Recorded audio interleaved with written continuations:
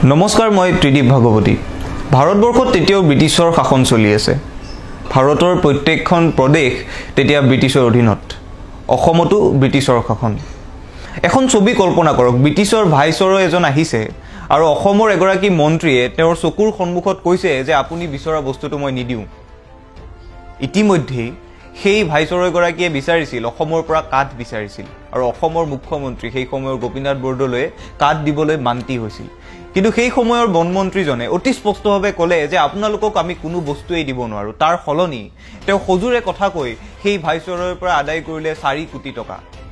কোন আছিল সেই মানুহজন? আৰু এটা কাহিনী কওঁ। সেইগৰাকী মানুহেই সেই সময়ত প্ৰথমবাৰৰ বাবে অসমত বিদেশী প্ৰব্ৰজনকাৰীৰ সমস্যাটোৱে কি ভয়ানক ৰূপ ল'ব পাৰে সেই কথা অসম বিধান পৰিষদত যুক্তি সহকাৰে উপস্থাপন কৰিছিল। অসম বা অসমীয়া মানুহে এতিয়া পাহৰি যোৱা সেই মানুহগৰাকীয়ে আছিল ভীম বৰদেউৰী। প্ৰায়েই আমি আলোচনা কৰোঁ যে গ্ৰুপিঙৰ সময়ত গোপীনাথ বৰদলৈৰ ভূমিকা আছিল আটাইতকৈ সবল। গোপীনাথ বৰদলৈৰ বাবেই অসম পাকিস্তানৰ অংগ হোৱাৰ পৰা ৰক্ষা পৰিছিল। কিন্তু এইগৰাকী ভীম বৰদেউৰীয়ে জিন্নাৰ সন্মুখত অতি সবলভাৱে কৈছিল যে অসম কাহানিও পাকিস্তানৰ অংগ হ'বই নোৱাৰে। সেইগৰাকীয়ে আছিল ভীম বৰদেউৰী। 1903 চনত জন্মগ্ৰহণ কৰা ভীম বৰদেউৰীয়ে 5টা বিষয়ত লেটাৰসহ মেট্ৰিকত উত্তীৰ্ণ হৈ কটন কলেজত নামভৰ্তি কৰাৰ বাবে আগবাঢ়ি আহে। কিন্তু সেই সময়ত কটন কলেজতো চলি আছিল জনজাতীয় লোকসকলৰ প্ৰতি বৈষম্যৰ ধাৰা, আৰু যাৰ বাবে তেওঁ প্ৰথম মেচত আসন পোৱা নাছিল আৰু দ্বিতীয় মেচত তেওঁ আসন ভৰ্তি হ'ব লগা হয়। আৰু সেইগৰাকী ভীম বৰদেউৰী অতি মেধাৱী ছাত্ৰ। ভীম বৰদেউৰীয়ে তাৰ পাছত ACS পৰীক্ষাত উত্তীৰ্ণ হয়। কিন্তু একমাত্ৰ দেউৰী জনজাতিটো সেই সময়ত ব্ৰিটিছ শাসকৰ দ্বাৰা স্বীকৃতিপ্ৰাপ্ত জনগোষ্ঠী নোহোৱাৰ বাবেই তেওঁ প্ৰশাসনিক বিষয়া হোৱাৰ পৰা বঞ্চিত হ'ব লগা হয়। তাৰ পাছত তেওঁ কলিকতালৈ আইন পঢ়িবলৈ যায় আৰু ডিব্ৰুগড়ত কিছু সময় ওকালতি কৰে। সেই সময়ত সমগ্ৰ ভাৰততেই চলি আছিল স্বাধীনতা সংগ্ৰাম। ভীম বৰদেউৰীয়ে বুজি উঠিছিল যে ট্ৰাইবেল লোকসকলৰ যদি উন্নতি সাধন কৰিব পৰা নাযায়, এই মানুহখিনিক যদি আমাৰ স্বাধীনতা আন্দোলনৰ লগত সম্পৃক্ত কৰিব পৰা নাযায়, তেতিয়া কোনোবা নহয় কোনোবাখিনিত আমাৰ কিছু খুঁত ৰৈ যাব। আৰু যাৰ বাবে তেওঁ নগাঁৱত অনুষ্ঠিত হোৱা ট্ৰাইবেল লীগৰ প্ৰথমখন সভাত বিনা প্ৰতিদ্বন্দ্বিতাৰে সাধাৰণ সম্পাদক নিৰ্বাচিত হৈছিল।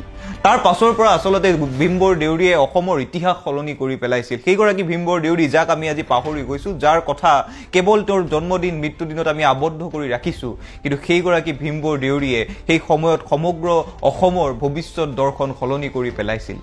ট্ৰাইবেল লীগৰ তেওঁ যেতিয়া সাধাৰণ সম্পাদক আছিল, অসমৰ প্ৰত্যেকটো জনগোষ্ঠীয় সভাৰ লগত তেওঁ সম্পৰ্ক ৰক্ষা কৰি চলিছিল। তেওঁ বুজি পাইছিল অসমত যদি সঁচাকৈ উন্নতি হ'ব লাগে, অসমত থকা ট্ৰাইবেল মানুহখিনিৰ যদি সঁচাকৈ উন্নতি হ'ব লাগে, অসমখন যদি সঁচাকৈ ব্ৰিটিছ শাসনৰ পৰা মুক্ত হ'ব লাগে, অসমৰ প্ৰত্যেকটো জাতি জনগোষ্ঠীয়ে একেলগে আগবাঢ়ি যাবই লাগিব। আৰু যাৰ বাবে 1941 চনত যেতিয়া লোকপ্ৰিয় হয়, ট্ৰাইবেল লীগৰ এক ঐকান্তিক প্ৰচেষ্টাত অসমৰ ট্ৰাইবেল লোকসকলে নিজৰ ধৰ্মীয় পৰিচয় একাষৰীয়া কৰি ৰাখি ট্ৰাইবেল হিচাপে নিজকে চিনাকি দিছিল। আৰু এই সৰু কথাটোৰ বাবেই পাছত যেতিয়া মুছলিম লীগে অসমখন পাকিস্তানৰ অন্তৰ্ভুক্ত কৰিব বিচাৰিছিল, সেই 28 লাখ ট্ৰাইবেল মানুহে কিন্তু সবলভাৱে কৈছিল যে অসম কেতিয়াও পাকিস্তানৰ অংশই হ'ব নোৱাৰে। সেয়াই আছিল ভীম বৰদেউৰী। এইগৰাকী ভীম বৰদেউৰী, যিগৰাকী ভীম বৰদেউৰীয়ে তাহানিতে অসমত বিদেশী পমুৱা মুছলমানৰ সমস্যাটোৱে কি ভয়াৱহ ৰূপ ল'ব পালে সেই গোটেই কথাখিনি যুক্তিনিষ্ঠভাৱে উপস্থাপন কৰি থৈ গ'ল।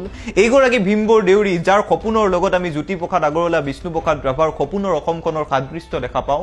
এইগৰাকী ভীম বৰদেউৰী, যিগৰাকী ভীম বৰদেউৰীয়ে সেই সময়তেই গোপীনাথ বৰদলৈৰ কাষত থিয় হৈ মহম্মদ জিন্নাৰ সন্মুখত অতি স্পষ্টভাৱে ক'লে যে অসমখন আপোনালোকে কেতিয়াও পাকিস্তানৰ অংশ কৰিব নোৱাৰে।